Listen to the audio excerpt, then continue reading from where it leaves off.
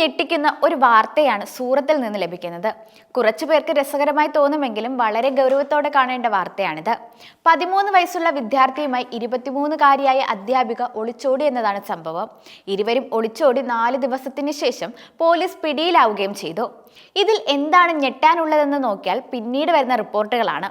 വളരെ നാടകീയമായ സംഭവത്തിൽ അധ്യാപിക വിദ്യാർത്ഥിയുടെ കുഞ്ഞിനെ ഗർഭം ധരിച്ചിരിക്കുന്നു എന്നാണ് കണ്ടെത്തിയിരിക്കുന്നത്. അതേസമയം കൗമാരക്കാരനുമായുള്ള ബന്ധത്തിൽ നിന്നാണ് താൻ ഗർഭിണിയായതെന്നാണ് യുവതി സമ്മതിച്ചിരിക്കുന്നത്. ഈ വെളിപ്പെടുത്തലിനെ തുടർന്ന് പോലീസ് അധ്യാപികയ്ക്കെതിരെ പോക്സോ നിയമപ്രകാരം കേസെടുത്തു. വ്യാഴാഴ്ച കോടതിയിൽ ഹാജരാക്കി ഇവരെ റിമാൻഡ് ചെയ്യുകയും ചെയ്തു. ആദ്യം 11 വയസ്സുള്ള വിദ്യാർത്ഥിയുമായി അധ്യാപിക ഒളിച്ചോടിയെന്ന റിപ്പോർട്ടാണ് പോലീസിനെ ആശയക്കുഴപ്പത്തിലാക്കിയത്. എന്നാൽ പിന്നീട് കുട്ടിയുടെ യഥാർത്ഥ പ്രായം 13 ആണെന്ന് സ്ഥിരീകരിച്ചു. രാജസ്ഥാൻ ഗുജറാത്ത് അതിർത്തിക്ക് സമീപം ഷംലാജിയിൽ വെച്ചാണ് ഇവരെ പോലീസ് പിടികൂടി സൂറത്തിലേക്ക് തിരികെ കൊണ്ടുവന്നത്.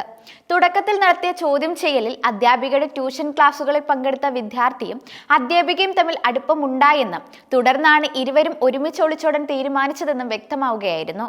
സൂറത്തിൽ നിന്ന് ഏപ്രിൽ 25-ന് കാണാതായ അധ്യാപികയും വിദ്യാർത്ഥിയും ബുധനാഴ്ച പുലർച്ചെയാണ് ഗുജറാത്ത് രാജസ്ഥാൻ അതിർത്തിക്ക് സമീപം കണ്ടെത്തിയത്.